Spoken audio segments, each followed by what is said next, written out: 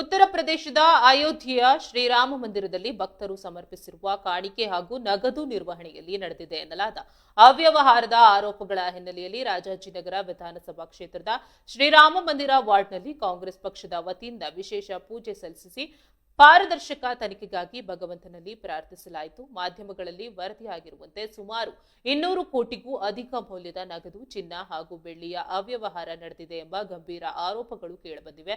ಈ ಕುರಿತು ಮಾತನಾಡಿದ ಕಾಂಗ್ರೆಸ್ ಮುಖಂಡರು, ಕೋಟ್ಯಾಂತರ ಭಾರತೀಯ ಭಕ್ತಿ ಹಾಗೂ ನಂಬಿಕೆಯ ಪ್ರತೀಕವಾಗಿರುವ ಹುಂಡಿ ಹಣದ ದುರುಪಯೋಗದ ಸತ್ಯಾಸತ್ಯತೆ ಹೊರಬರಲು ನಿವೃತ್ತ ನ್ಯಾಯಮೂರ್ತಿಗಳ ನೇತೃತ್ವದಲ್ಲಿ ಮುಕ್ತ ಹಾಗೂ ನಿಷ್ಪಕ್ಷಪಾತ ನ್ಯಾಯಾಂಗ ತನಿಖೆ ನಡೆಸಬೇಕು ಎಂದು ಒತ್ತಾಯಿಸಿದರು.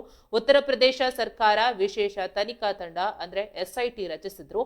ತನಿಖೆಯ ಪ್ರಗತಿಯನ್ನ ಸಾರ್ವಜನಿಕರಿಗೆ ಪಾರದರ್ಶಕವಾಗಿ ತಿಳಿಸಬೇಕು ಮತ್ತು ಯಾವುದೇ ರಾಜಕೀಯ ಪ್ರಭಾವವಿಲ್ಲದೆ ತಪ್ಪಿತಸ್ಥರ ವಿರುದ್ಧ ಕಠಿಣ ಕಾನೂನು ಕ್ರಮ ಜರುಗಿಸಬೇಕು ಎಂದು ಆಗ್ರಹಿಸಲಾಯಿತು.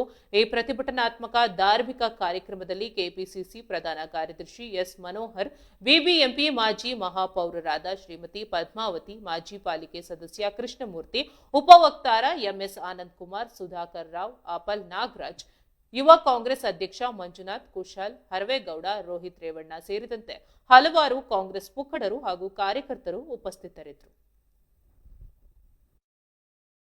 जय श्री राम, जय श्री राम, जय श्री राम, जय राम, जय